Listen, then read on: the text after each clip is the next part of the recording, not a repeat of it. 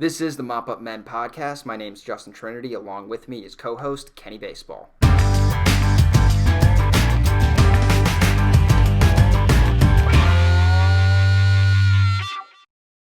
Okay, let's talk about the major MLB awards for this offseason, going off the 2020 season. Just to list them off at the outset: Jose Abreu, AL MVP; Freddie Freeman, NL MVP; Shane Bieber and Trevor Bauer, and Cy Youngs in their respective leagues; Kyle Lewis and Devin Williams won Rookie of the Year in the American League and National League, respectively; and then Kevin Cash wins American League Manager of the Year. Don Mattingly wins National League Manager of the Year. Now, out of all these major awards, Kenny, what kind of jumped out to you as far as who do you thought was deserving, not so deserving, guys who you think maybe got snubbed, guys who you thought were, the writers got it right? What are your initial thoughts? AL MVP for sure. I can make a little stink about that because I think that a guy like Jose Abreu, even Jose Ramirez getting voted in over DJ LeMahieu, what annoyed me about that is because the last few years, especially when we had last year where you had a guy like Simeon who got picked over DJ for the top three, and he got picked for reasons like his OPS was higher, he had a higher WAR. It's like, okay, so that's what you guys see as more important. Even a few years ago where you had Mookie, you had Jose, and you had Trout picked over J.D. Martinez in 2018 when Martinez was also his he was a Triple Crown threat. Yeah, he was off the charts. He was a Triple Crown threat until the last couple weeks of the season. And he wasn't even a top three, which I thought was a little absurd, but the reason was because he was a DH part of the time. His WAR wasn't as high as these guys. Little things like that. Base run. Guys make a big deal about base running. Yeah, so and even this is a little bit different because it's tough to even bring this into it, but a few years ago we have Andujar against Ohtani and Torres. So Ohtani, we all know the reason that he actually got voted in is because he was a pitcher and he was a hitter. But people were arguing that his hitting stats were more elite over Andujar, who had like 200, 300 more at bats as him, more home runs, higher batting average, all that stuff. And they were saying, his averages were better. Well, he had 200, 300 at bats less. And this year, what they're using against DJ is that he missed 10 games in a 60-game season. And you have a guy like Jose Ramirez and you have a guy like Jose Abreu who played 56 to 60 games. And in a shortened season, that might be a big thing. But DJ LeMahieu led in every single average stat. Like, he led in average, on base percentage, OPS plus, WAR he led the league in, other than Shane Bieber. Shane Bieber. Other than Shane Bieber, he led the league in WAR there. And he led the league among position players. He was tied with Jose Abreu. So right there, you have him leading in all those categories that these voters have said are the top stats to be leading in to win these awards, and all of a sudden DJ's right in that. Well, RBIs apparently became really important this year. Jose Abreu, somebody that did. Okay, and let's get down to it because we all know what's going on here. What's going on here is that the writers don't like to vote for Yankees. Exactly. Okay, there is an anti-Yankee bias in the baseball writers' media. And they if they can choose somebody else, they're going to go with somebody else. Yeah, think about 2017, Aaron Judge against Altuve. I love seeing the graphic that comes up where it shows their stats side by side, and Judge beats him in legitimately almost every single stat. Category except for batting average and stolen bases. Yeah, he beat him in every category. But the argument that year was, Judge struck out too much. He's not getting these hits in clutch spots. Yeah. When is that being brought in? And when has that ever been brought into the conversation for this? The clutch stat came up for 1 year. That became a thing.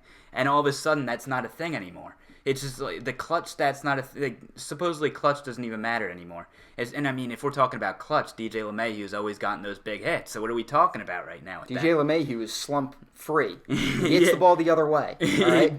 You brought up 2017. 2017 was laughable, okay? Yeah, that was Aaron brutal. We all look at WAR. WAR is the big stat, okay? If you don't have a high WAR, if you're not in the top of if you're not, leading the league or, among the league leaders in WAR, you're not going to get MVP votes, okay? Now, according to Baseball Reference, Aaron Judge had a 7.9 WAR. Jose Altuve had a 7.6 WAR, all right? Aaron Judge, first rookie ever to crack the 50 home run mark as a rookie, okay? He was on a playoff team where if you didn't have him, you didn't make the playoffs in 2017. The Yankees won, I think, 91 games in 2017. They were a wild card team. The Astros had a bunch of Altuves. They had Springer. They had Bregman. They had a lot of guys that could play.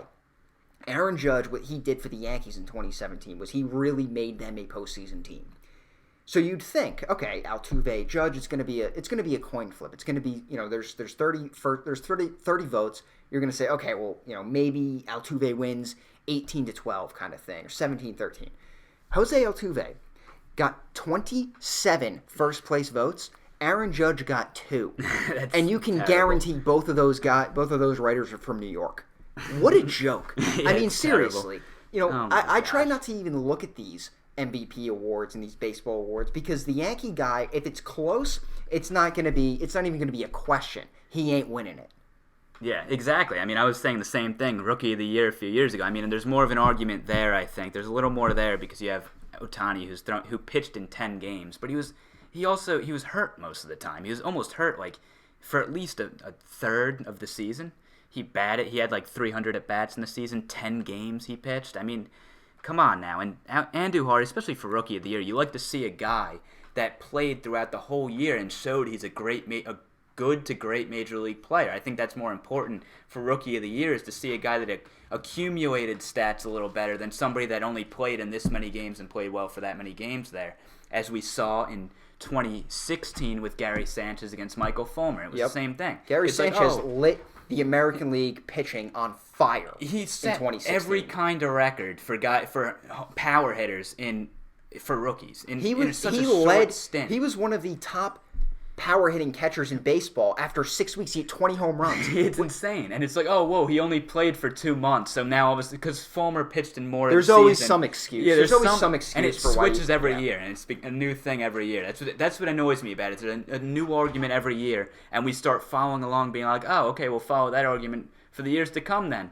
we follow the argument, and then you get garbage like LeMahieu coming in 3rd place this year when he led every single stat that we thought was important. Next year, Luke Voit will lead in home runs and RBIs, and he'll come in 8th for MVP. They'll be like, whoa, RBIs that's a 1940 statistic. And that already happened this year because he led the league in homers, and he came in 8th, I think. He struck out too much. He definitely, he was on the wrong team is what it really came to. He has a new thing every year.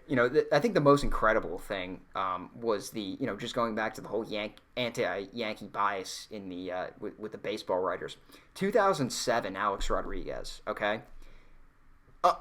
Unbelievable season. Best season of any player in the American League from 2000 to 2009. In that decade, the best player in the American League was this one season with A-Rod. He had a 9.4 WAR, hit 54 home runs, drove in 156 runs, 314 batting average, okay? It wasn't unanimous for the vote. 2 people thought Maglio Ordonez was more deserving of being MVP. What are you kidding me? It gets to a point where, if you're going to cast a vote like that, you don't deserve to have a vote. Seriously. Brutal. I mean, it's the same thing not voting for Ken Griffey Jr. to be in the Hall of Fame. If you're going to make some asinine kind of vote with some BS reasoning as to why you don't think that A-Rod was MVP or Griffey should be in the Hall of Fame, then you shouldn't Jeter vote. This last year. It's like, why all of a sudden this guy comes out of nowhere and says Jeter's just not to an get MVP. attention. I mean, seriously, if you're going to be one of those guys, don't vote because you're not taking it seriously. Yeah, and it's the same thing with Jacob deGrom. Last year, 2 years ago, I remember there was one guy from Detroit that didn't vote for him, and I remember the schmooze on W the Fan. He started questioning the guy, like, why aren't you voting him in? And the guy wouldn't even answer the questions, really. He was just doing it for attention for the most part, and he ended up just hanging up the phone after a little while. Yeah, I mean, you get these grandstanders. In 2019, DeGrom got 29 first-place votes. One person thought Hyun-Jin Ryu with a WAR about half of what DeGrom did. He got blasted. I mean, one start doesn't mean everything, but he got blasted in Los Angeles against the Yankees. That was an awesome game to watch. You were at that game. Yeah, I was at that game. DD hits a grand slam off him. Judge, Sanchez, raised his ERA a whole point. yeah, it actually did. Yeah, I mean, probably was that's the what it reason comes he didn't down get more to. votes. Whenever it's award season, it's kind of like you're like looking with one eye closed, one eye open, because it's like these guys, they don't know what they're doing. they've got egos. It's this guy didn't give me an interview when I asked him for an interview. Like, it's nonsense like this. Yeah, it's stupid Just stuff. vote for the guy who's most deserving. Who had the best season? Pick that guy. Put all of the other nonsense aside. I get it, you hate the Yankees. I get it, so-and-so didn't give you an interview. You don't like the Mets because you went to a game and parking cost too much. Whatever. Yeah. Just stop it. Vote for the best guy. Yeah, just like Kurt Schilling in the Hall of Fame. It was the same Same thing we were thing talking with about Schilling. last week. It's garbage. But the other thing with Jose Abreu and LeMahieu, like, at least make it a toss-up. I mean, LeMahieu got one vote. Is that a joke? Yeah, you kidding? And One put him vote? in third place is disgraceful. Third place. Come on. Jose Ramirez was non-existent in the month of August. He didn't even show up to play. He didn't go to the plate with a bat in his hand half the time. I think the guy hit 200. I mean, what, are you kidding me? Yeah, it was He gets 8 votes and LeMahieu gets 1? terrible.